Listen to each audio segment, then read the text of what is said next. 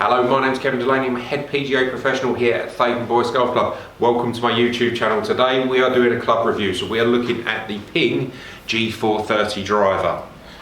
Many different things are going to be discussed in this video, such as it's a head cover, nice, like it. Just over there's a big herd of deer. I go on a rant. Retailers and shops, we've had a really tough time over the last couple of years with COVID and everything like that, as well as challenge time.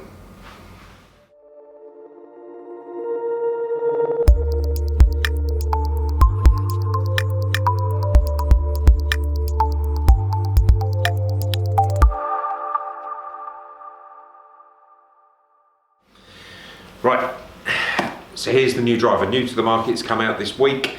So first thoughts, right, it's a head cover, nice, like it. There are definitely shades of, I think was it a TaylorMade M2 sort of colourway and stuff like that with a head cover, but I like it.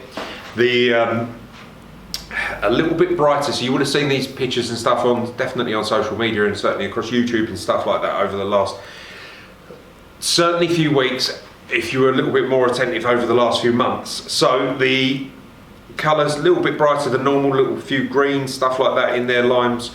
I quite like it. This is the max one that I'm going to be looking at today. So this is going to be the mass market type club, if you like. There's 3 different incarnations of this driver. Right, so as I say, we are looking at the max driver today. So I've got it in a 10.5 degree with a stiff shaft. So the standard Ping also CB 55 gram stiff shaft. And let's hit a few shots. Right, so as normal when we do the club reviews, we're using just normal Pro V ones and we'll start hitting a few shots. So this is one of my first shots with the driver. Right, so sort of first thoughts there, I like the sound of it. I thought that with the old 425, one thing that I noticed a lot was the sound from the driver. I found it to be an exceptionally loud driver. Certainly when you're in the indoor environment like this, it was very, very loud. Now Ping's main sort of claim when they're talking about this driver is that it's lighter and it's faster, which is, you know, a lot of the companies this year are sort of talking about across the face, being quicker across the face, but they think that this driver is going to be lighter and faster. And generally keeping a lot of what you've seen, what's made the clubs good over the last few years, keeping a lot of that technology in place.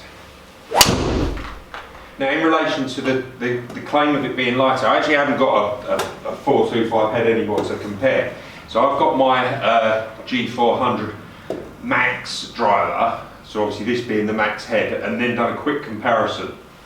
Right, and the comparison that I did was just sort of, okay, so if it's lighter, what is it? So I weighed the head of the 400 driver and I weighed the head of this to measure the dead weight. And it's worth going back to one of my older videos where I talk about a buyer's guide, so I'll try and put a link on there for that. Yeah, and kind of talk about, you know, what is the difference? The physical weight difference between the two clubs is 2 grams between the 400 and the 430, but it's not 2 grams in the way I was expecting. I was expecting the 430 to be lighter than the 400, and it actually wasn't. So the 430, the head weight of the club came in at 203 grams, and the head weight of the 400 was 201. So obviously if there's a difference in weight, the heavier the club head, the more potential energy you can give to the ball. So the fact that this is a heavier club head than the 400, but there is the potential to hit it further. But obviously, as you appreciate, it's not necessarily all about dead weight of the club. So the dead weight being the physical weight of it, it's also about swing weight, because that's going to give you how it feels when you're playing the club. And the differences with that, I mean, I measured that. So the swing weight of the 430 against the swing weight of the 400, and there was again two swing weights difference. The G400 came in as a D4 swing weight, and the 430 came in as a D6. So that there will be a playable difference, or at least a different feeling between the two clubs.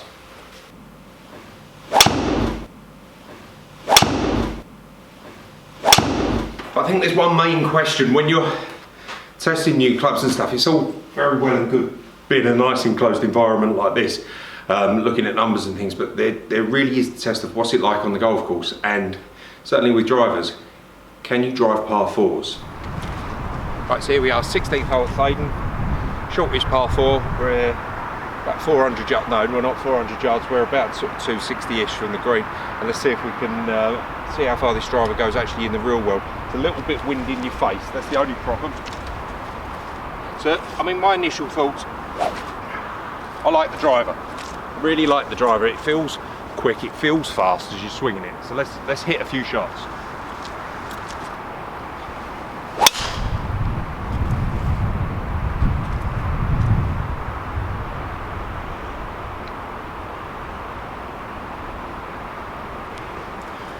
So that's the first one in the trees, but that was a good shot.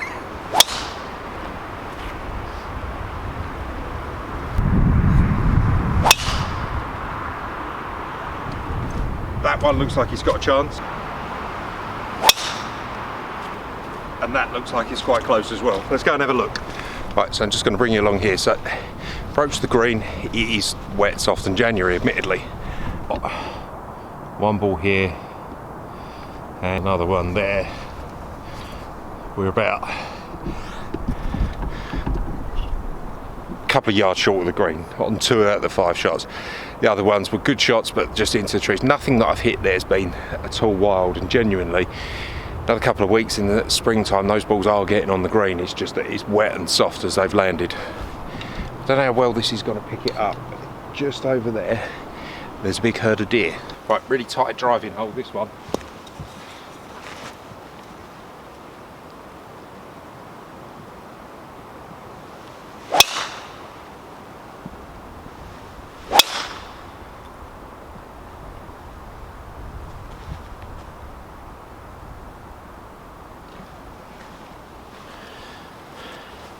Well, it is January and it started to rain, so it's time to go back inside.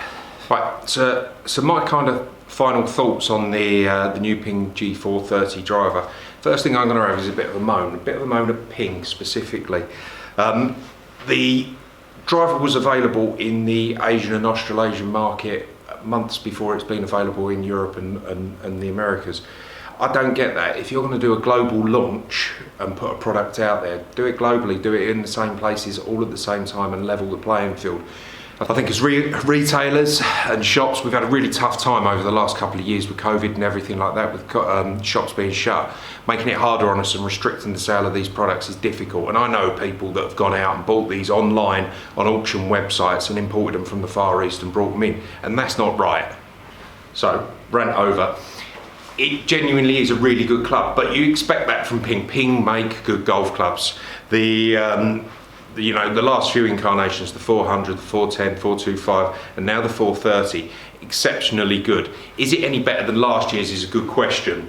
For me, last year's driver was great. Or in fact, I mean, let's be honest, it's been over 2 years since Ping have released a driver. I can't quite remember when the 425 came out, but because of COVID and everything, they pushed their stuff back, so it's been over 2 years since they released a new set of clubs, irons, woods, whatever. So you've had plenty of time to get it right. I'm looking forward to it in the LS Tech, one with the bit of carbon in the crown. But this is the max. This is designed for the mass audiences, and it's really good. Ping have said that it adds 4 to 6 yards to their drives. I'm not 100% sure that you're going to see that. You've got to bear in mind that as an amateur golfer, your standard deviation is going to be somewhere in the region of about 20 yards. So to see a 4 to 6 yard increase in driver distance, you've got to hit a lot of golf balls. That said, out on the course, I felt that it went well, and it went straight. My Ping driver's good, this is really good. All the incarnations of the Pings over the last few years have been exceptional, and that's the thing. It reminds me a lot of in the early 2000s, the Titleist drivers. They weren't the longest, definitely not the longest, but they were just straight, good clubs. And that's what this is. It's just a really good golf club. You've got to sell a lot of them. There's no two ways about it. It's been good to see it on tour, good to see how it performs against, I'm going to be looking at the Paradigm driver in a couple of weeks, maybe, Stealth 2 and stuff like that, and see where it sits in there in relation to distances and deviation and stuff like that.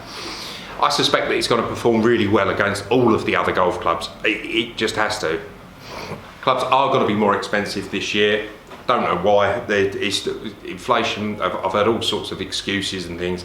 It's just manufacturers trying to make more money. It's not your retailers. Those guys are struggling, so please support your local pro shops. So this driver's going to sit at around, probably realistically being sold in the shops at 499, and then the LS Tech with a carbon on it is going to be probably about 529. That's what you're going to see. But go out there, get yourself fitted, try it out, try it against your driver, and if you're looking for a new driver for 2023, definitely give this one consideration. It is really, really good.